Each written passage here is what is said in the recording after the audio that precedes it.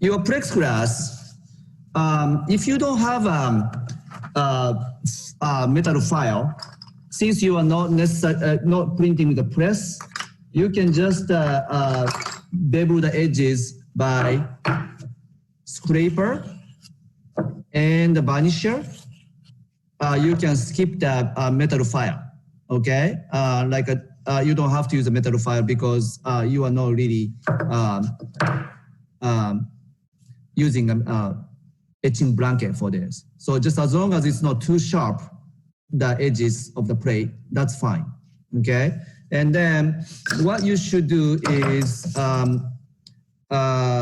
if you have a image printed out, you can place on the back side of the plexiglass, and you can tape edges, right? So you can the plate doesn't move. Okay, and you can start to scratch with a etching needle. But one thing I want to emphasize is if you want to create some tonality, maybe you can start with some sandpaper. Okay, you may want to do that create a gray background first by going over with sandpaper. Where you use sandpaper, it's not gonna be totally white, means gonna give some kind of tonality, like a light gray. Depends on what kind of sandpaper you use.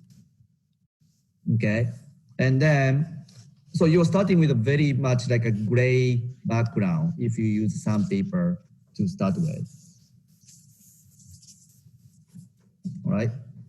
Now, what you should do is adding some black. That's where you want to scratch with etching needle. And you hear those sounds, which is not necessarily comfortable sound. I have to say, I don't like those sound. It's much. Some people don't like the sound at all. You are using the burr to hold ink. So you can go as dense as you want.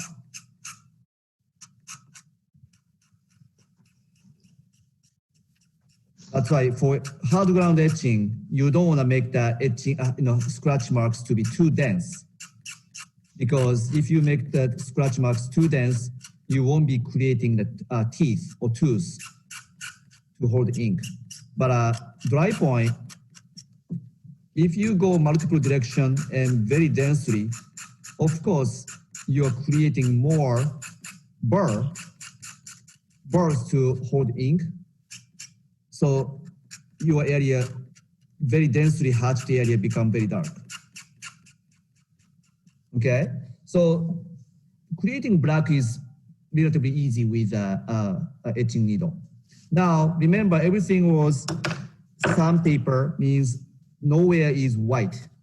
So using that scrape varnisher to the area you want to have recover white, you go with the varnisher to make that area to be smoother than sandpapered area. Does it make sense? Okay, so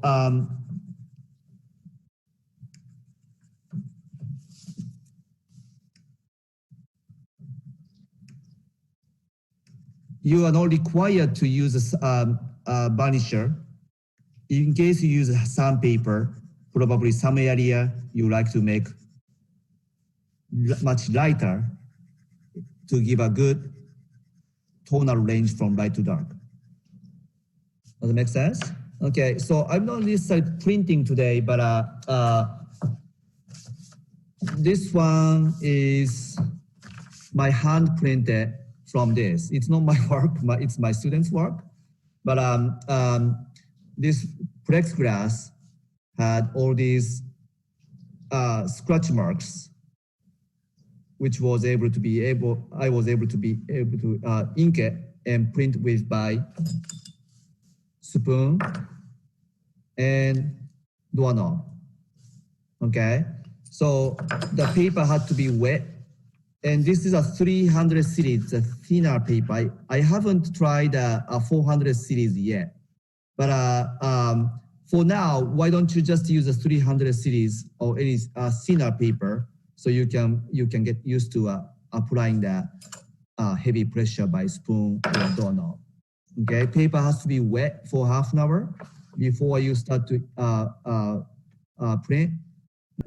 As long as you are patient with adding a pressure by spoon, you can get something out. It's not as nice as using the etching press, of course, but you can get something enough out of the scratch. Other things I want to address that is when you're printing, this is no other artist talked on a video. I actually put a contact sheet to the plate after all this scratching is done. When you are scratching, you rather want to see what's going on. So you need a transparency of the plexiglass, right? But once your scratching is done, you are no longer needing a transparency of the plexiglass. In that case, often I find it easy if you actually do that, put that contact sheet on the back side, so your ink on the back side doesn't confuse your ink on the front side. Okay, so that's something I can occasionally recommend to you in case you still have some contact sheet. If you don't, it's okay. Try not to get that much ink on the back side. Just try to keep it as clean as possible by inking only to the front side. Okay, so that's something I normally talk about is to plexiglass dry point.